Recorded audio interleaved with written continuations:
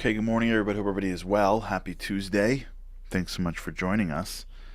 We've been talking about this idea of what is reflection. It's so important because if you don't have the time, then we're not in business here. But if you're putting the time in to reflect, thresholds, moments, you have to ask yourself, like, what am I doing to enable me to be more productive? Otherwise, like, what's the point? You don't win by just spending time. You could be spending time and getting very little done. Even if you're journaling, right? Even if you're in the middle of doing things that are supposed to be getting out the thinking, but if you're not deliberate in your thinking, then you're missing out on really the growth. So what I want to do today is I want to bring up one or two ideas just to think about. And in doing so, hopefully, if we think this way, we'll be able to use the time more productively. So let's just talk about one. Many times in life, one of the great things that we're doing all the time, if you will, that's blocking us from achieving the success that we want, is that we don't have perspective on everything that we need. Right? If you're talking to somebody, you don't know what's in their head. So much of what you're doing is trying to convince them. Think about how much time you spend trying to get someone else to think the way you think. How much of your day is spent in thinking about how to get somebody else to give you what you want, whether that's attention or money or success, whatever, I don't know. So much of what we do is relationships with other people. And so much of what's blocking us is the bias that we have because we think the way we think. And we don't think the way they think. We don't know what's in their minds. So what happens is we end up trying to figure it out or not. Interacting with people, not achieving what we wanted from the interaction, and then we go back and either have to deal with those consequences or we got to go back and do it again. How many times a day are we engaging with other people and then dealing with either the success or the frustrations of that? So let me give you one practical exercise to do from a reflections perspective. And in business and in life, maybe one of the most powerful tools that you have is the tool of empathy. You see, what happens to us is that a lot of times the reason why we're not more successful is because we don't know. We don't really know what the other person needs. We don't really know what the customer wants. We don't really know what our boss is thinking. We don't really know what our spouse is thinking, or our children are thinking, or our friends are thinking, or God is thinking. We don't really know. And so we approach situations from our perspective and assume that because it makes sense to us, it should make sense to them. Many times, we're using the same language and it has entirely different meanings. There are times I will say something and then ask people what I thought they heard, and people will hear entirely different things. And for the same presentation. The mind of another is so complex, just like ours is, but it's so different from ours that it's almost impossible for us to be able to understand what somebody else is thinking. So we use our perspective, but our perspective isn't right because they don't have our perspective. And so the disconnect really is that you don't know what I'm thinking, I don't know what you're thinking. So when we use words, when we say things, they have entirely different meanings to them. And so we each go away with not the full picture. And the impact of that is what we deal with in between. The misunderstandings, the lack of alignment. We're not all rowing the same boat the same way.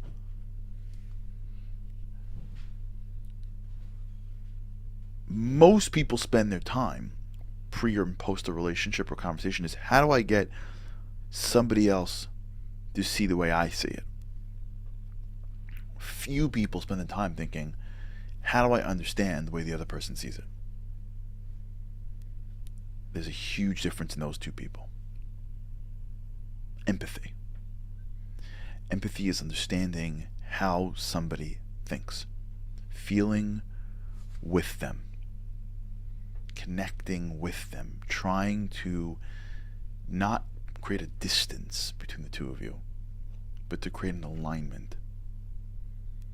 I'm going to go and relate to somebody in any area of my life, family, friends, business, whatever, religion. How much of my time am I reflecting on what I think they are thinking? How are they seeing the world? What is in their mind? What are they struggling with? Last night I had the opportunity to sit in a really cool leadership event. And in this leadership event, there was this incredible young people. And then we threw out a scenario to them about a community where there was a fight within the school as to how to teach the kids subjects. And these parents wanted this and these parents wanted that, and how would you deal with it? And afterwards, when I tried to wrap up, I was trying to explain to the guys that there is no answer you can come up with, because the answer that you're coming up with was in your mind. And these guys were incredible. I mean, really, like future leaders. That the goal, if you are the principal in this scenario, the goal is not to come up with any answers in the beginning. The goal is to be empathetic to the different parties and understand where they're coming from. What's their fears? Why are they taking the stance? What is their understanding of this subject that they're so careful that they want to make sure they teach it, versus the other parents who want to get rid of it, let's say? Why do these parents stand? Where are they from?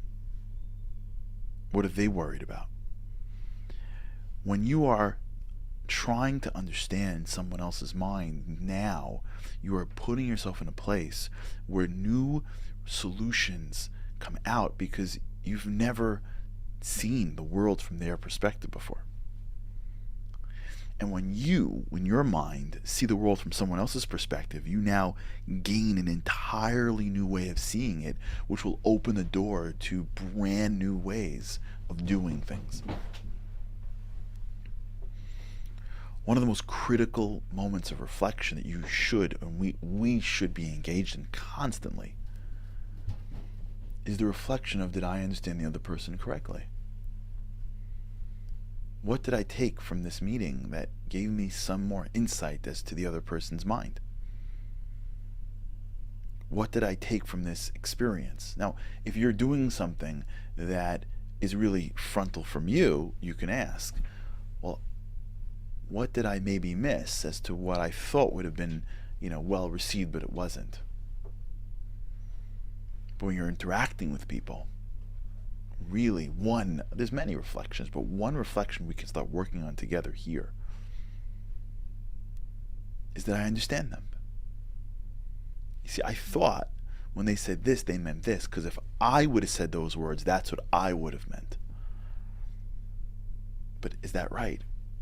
Maybe when they said, no thank you, they were really being nice about it. Maybe when they said, I don't want it, or no, whatever, or yes, maybe whenever what they were saying, it wasn't the way I would have said it. But it doesn't mean what I think it means. The kid's 8. The kid's 17. It's a woman, it's a man.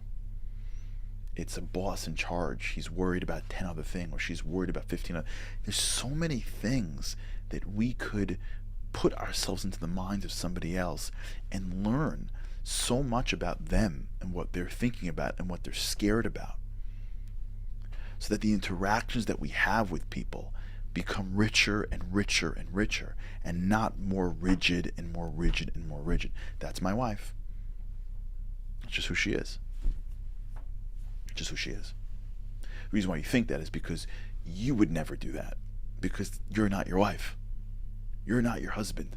You intuitively, or you through your life, have picked up on something that he's not getting. Yeah, but why? Is he trying to be insensitive? Where's he coming from? What's in his mind? What is he worried about? I got a kid. He's 17 years old. But I remember being 17. Do you remember being 17? Really? You remember being 17 in 2022? When were you 17? What were the issues in your life when you were 17? Same issues in the kid's life? You know, sometimes moms and 17-year-old boys fight.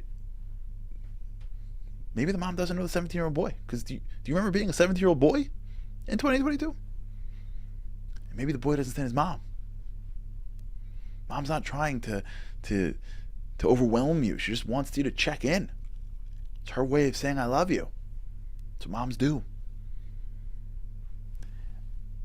One of these critical breaks in the world is when one person takes the time to understand the other. Put the dukes down. Stop trying to figure out more ways to tell somebody what's in your head. And instead think of more ways to understand what's in their head. Because if you just spend more time thinking about what's in their head, you would come up with an enormous amount of more effective ways to tell them what's in your head. But either we're just too busy to reflect, or we're not really reflecting in a way that is the most powerful. Think about this today. Just go through your day. Just go through your day and take a moment and ask yourself, maybe I should, in this particular case, just slow down. What's in that person's head? How are they seeing the world? And when you're done with the interaction, have a moment of reflection. Did I understand them? What did I learn from them? How do they see it? Because the more empathy that you have for somebody else, the more you try to understand them, the more you'll be able to have an actual alignment and be more effective. All right, we'll talk about this. All right, everybody, have a great day. With God's help, I cannot wait to see you again tomorrow. Have a great day. Living on a lifeline, the world doesn't ever seem to change. Looking for the sunshine, but you're caught up in the rain. It's like your eyes are wide open, but you cannot see. You're watching life pass you by like 1, 2, 3. Walking in destruction, the winds of life blur your vision. All the devastation forever feels like you're on the run. It's time.